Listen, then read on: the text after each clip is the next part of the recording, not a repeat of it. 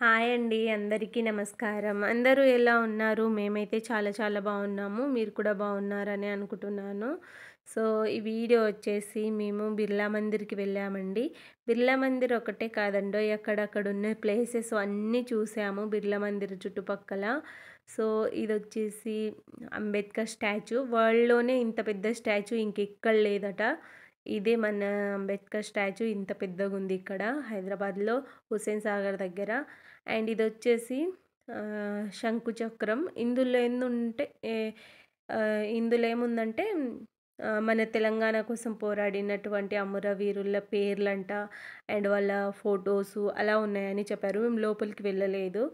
And వాళ్ళకి సంబంధించినటువంటి కొన్ని వస్తువులు మ్యూజియం లాగా పెట్టారట. అండ్ ఇదొచ్చేసి సెక్రటరియేటు. చూడ్డానికి బాగుంది కదండీ! చాలా మంచిగా అనిపించింది. ఇది నైట్ పూట అయితే సూపర్ లైటింగ్ అన్నమాట. మస్తు అనిపిస్తది. అండ్ ఇదొచ్చేసి ఐమాక్స్ లోపల మేము మూవీ చూసి అక్కడక్కడ అన్ని ప్లేసెస్ చూసాము. మా వాడు ఏదో స్టైల్‌గా నడుద్దామని ఇంకెట్లనో నడుస్తున్నాడు. సో, ఇదొచ్చేసి చూడండి సెక్రటరియట్ ఎంత బాగుందో. ఫస్ట్ టైం చూస్తున్నాం కాబట్టి మాకు కొంచెం ఎక్సైట్‌మెంట్ అంతే ఇంకేం లేదు. అండ్ చాలా బాగుంది, చాలా బాగుంది అని అనుకోవడం.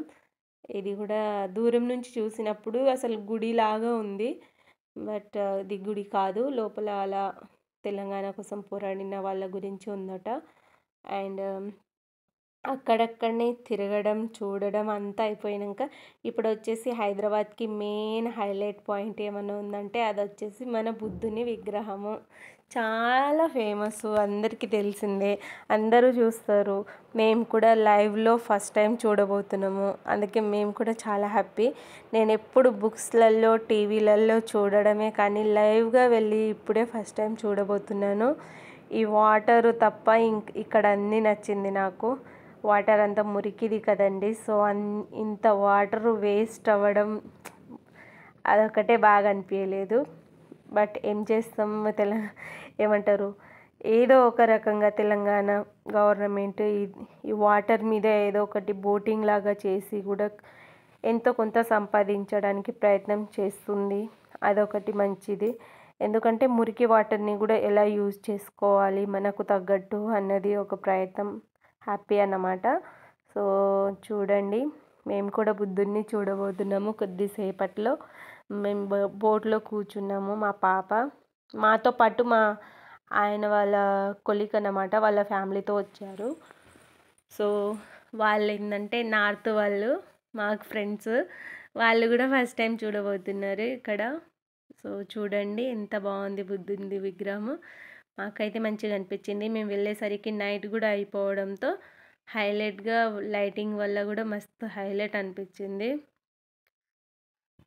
మీరు బుద్ధుడిని చూసారా లేదా హుస్సేన్ సాగర్కి వెళ్ళినప్పుడు నాకు కామెంట్ చేయండి దగ్గర నుండి.